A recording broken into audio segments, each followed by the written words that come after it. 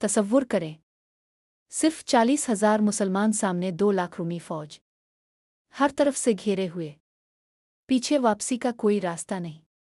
और फिर भी ये लश्कर जीत गया। ये नामुमकिन लगता है मगर ये हकीकत है। गर्मी अपनी इंतहा पर थी, तेज़ हवाएं चल रही थीं, रेत उड़ रही थी और यरमुक का मैदान एक ऐसी जंग का इंतज़ार कर रहा था जो तारीख बदलने वाली थी। एक तरफ रूमी सल्तनत की सबसे बड़ी फौज खड़ी थी, हज़ारों घड़सवार, बेहतरीन हथियार, मुकम्मल तरबियत, और दूसरी तरफ मुसलमान, कम तादाद, महदूद वसाइल, मगर ईमान और हौसला ऐसा कि जो दुश्मन को भी खौफ ज़दा कर दे। ये जंग अचानक नहीं हुई थी। रूमी सल्तनत ने महसूस किया था कि मुसलमान तेज़ी से फैल रहे हैं और अगर उन्हें अभी ना रोका गया तो कभी नहीं रोका जा सकेगा। इसलिए उन्होंने अपनी सबसे बड़ी फौज जमा की, हर तरफ से सिपाही बुलाए गए। मकसद सिर्फ एक था, मुसलमानों को हमेशा के लिए ख़त्म कर देना। उधर मुसलमानों के लश्कर में भी बेचैनी थी, क्योंकि वो जानते थे कि ये कोई आम जंग नहीं, ये बका की जंग है। अगर यहाँ हार गए तो सब कुछ ख़त्म हो जाएगा। इसी लम्हे एक शख्सियत मैदान में दाखिल होती है, एक ऐसा कमांडर जिसका नाम सुनते ही दुश्मन के दिल कांप जाते थे, खालिद बिन विल्द। वो घोड़े पर सवार, पुरसुकून मगर आंखों में आग, मैदान का जायजा लेते हैं और फौरन समझ जाते हैं कि ये जंग ताकत से नहीं, हिकमत से जीती जाएगी। पहले दिन रूमी फौज ने ज़बरदस्त हमला किया, हर तरफ से दबाव, मुसलमान पीछे हटने लगे, कुछ लोग घबरा गए, कुछ के कदम डगमगाने लगे।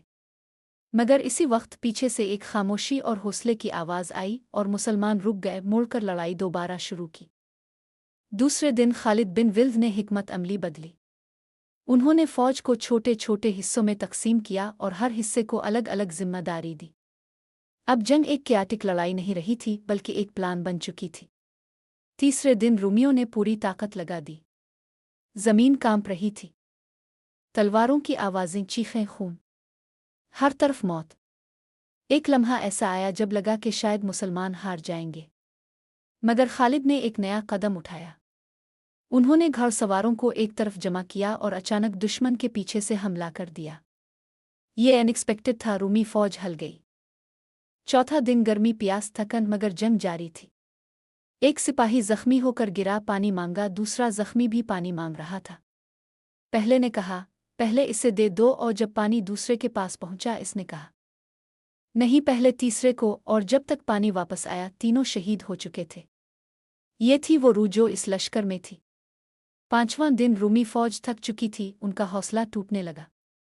छठा दिन, फैसला कुन दिन, खालिद ने पूरी फौज को तैयार किया और कहा, आ जा तो जीत, सब कुछ खत्म। फिर हमला हुआ, ऐसा हमला जैसे तूफान, और रूमी फौज टूट गई, उनके कदम उखड़ गए और वो भागने लगे।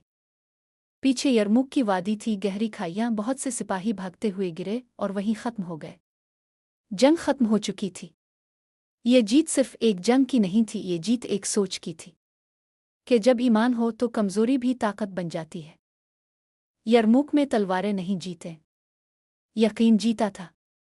अगर आप भी ऐसी फिल्मी मगर सच्ची इस्लामी तारीख देखना चाहते हैं तो गाइडेड सोल को सब्सक्राइब करें और इस वीडियो को शेयर करें, क्योंकि ये सिर्फ कहानियाँ नहीं, तारीख है।